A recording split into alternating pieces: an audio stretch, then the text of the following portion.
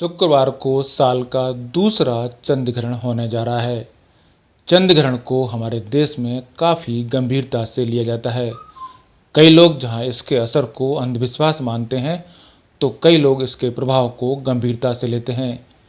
ज्योतिष के अनुसार भी चंद्र ग्रहण का प्रभाव अच्छा नहीं माना जाता, लेकिन हम बात कर रहे हैं चांद और चंद्र ग्रहण की।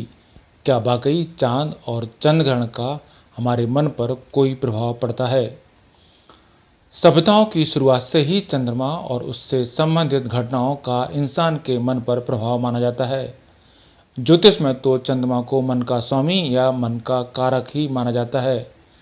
ज्योतिष में वैज्ञानिक दृष्टिकोण रखने वाले भी मानते हैं कि चूंकि चंद्रमा ही पृथ्वी के सबसे पास का ग्रह है, इसलिए उसका मानव पर सबसे अधिक प्रभाव होता है।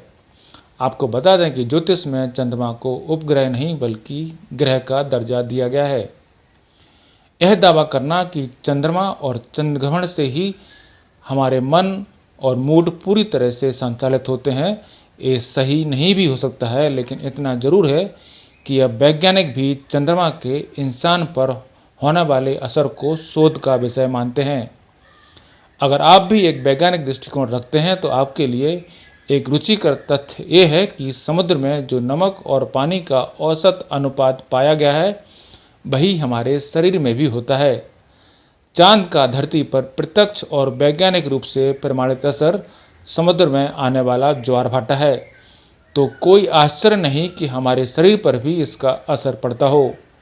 वैज्ञानिक इसी को असल में शोध का विषय मानते हैं। कई वैज्ञानिक, यहाँ तक कि मनोवैज्ञानिक भी अब इस बात का अध्ययन कर रहे हैं कि क्या चंद्रमा का इंसान के मन पर कोई प्रभाव पड़ता है। वे इसका भी अध्ययन कर रहे हैं कि चंद्रमा के चक्र और मनोचिकित्सा के मरीजों की संख्या में कोई संबंध है। कुछ शोधकर्ताओं और विशेषज्ञों का कहना है कि चंद्रमा और चंद्र ग्रहण का हमारे मन और मूड पर असर हो सकता है। इसके कुछ प्रमाण भी हैं। कई विशेषज्ञों का मानना है कि चंद्रमा हमारे मन और खास तौर पर हमारे मूड पर गहरा प्रत्यक्ष या अप्रत्यक्ष प्रभाव डालता है। उनका कहना है कि लोग खुद अपने आसपास के लोगों का पूर्णिमा और अमावस्या के समय के बर्ताव के अंतर को देखकर ऐसा समझ सकते हैं। पूर्णिमा पर चंद्रमा का अधिक प्रभाव देखा जाता है, जबकि अमावस्या के दौरान सबसे कम।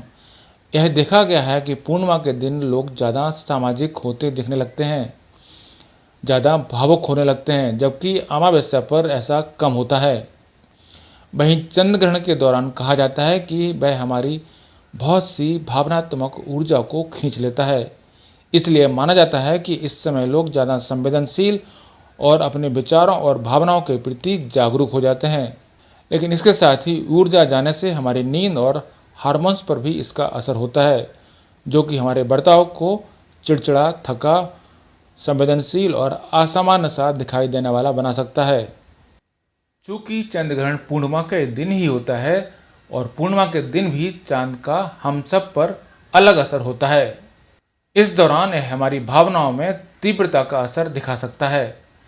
कई शोधों से पता चला है कि पूर्णिमा के दिन भाव आवेश वाले अपराध ज़्यादा होते देखे गए हैं। यह इंसान के शरीर में कई परिवर्तन करता है, जिसका उसके बर्ताव में असर आ जाता है। जैसे नींद में खलल होना, चिड़चिड़ापन एक सबसे आम बात है, जो पूर्णिमा को ज़्यादा दिखाई देता है। पूर्णिमा के दिन ही आत्महत्या, हिंसात्मक अपराध में बढ़ोतरी भी देखी गई है। इतना ही नहीं, यह पाया गया है कि अमावस्या के दौरान चंद्रमा का असर सबसे कम होता है। आध्यात्मिक व्यक्ति के लिए यह समय आत्मनिरीक्षण के लिए सबसे अच्छा माना जाता है। इस दौरान इंसान के मन में सबसे ज़्यादा शांत होने की संभावना होती है। अमावस्या के दौरान लोग ज़्यादा अंतर्मुखी होते देखे गए हैं। वहीं दो विपरीत ध्रुवों यानी पूर्णिमा और अमावस्या के बीच का समय ऊर्जा और उत्साह बढ़ाने वाला होता है, जबकि पूर्णिमा आते आते बेचैनी बढ़ने लगती है। ऐसे में पूर्णिमा जब इंसान के मन पर सबसे अधिक असर डाल रहा हो, उस समय अचानक उसके सामने पृथ्वी की छाया का आ जाना बेशक उसके असर को कम कर देगा। वैज्ञानिकों और कई ज्योतिषविदों का मानना है कि अचानक हुआ यह परिवर्तन संवेदनशील लोगों के लिए अच्छा नहीं होता। इसलिए कहा जाता है कि बच्चों और गर्भवती महिलाओं को इस दौरान बचकर रहना चाहिए। गर्भवती महिलाओं को चंद्र ग्रहण के समय विशेष ध्यान रखने को कहा जाता है, क्योंकि उनके शरीर में सामान्य से अधिक तरल मात्रा होती है। धार्मिक मान्यताओं के अनुसार ऐसी महिलाओं को चंद्र ग्रहण नहीं देखना चाहिए। चंद्र ग्रहण देखने से शिशु पर दुष्प्रभाव पड़ता है। गर्भवती महिलाओं को ग्रहण के समय कैंची, चाकू, सिलाई, कटाई आदि से दूर रहने की बात कही जाती है। इसके अलावा ग्रहण काल में भोजन करना, जल पीना, बाल बनाना, सोना, मंजन करना, वस्त्र निचोड़ना, ताला खोलना आदि वर्जित होता है। ब्यूरो रिपोर्ट, पत्रिका टीवी।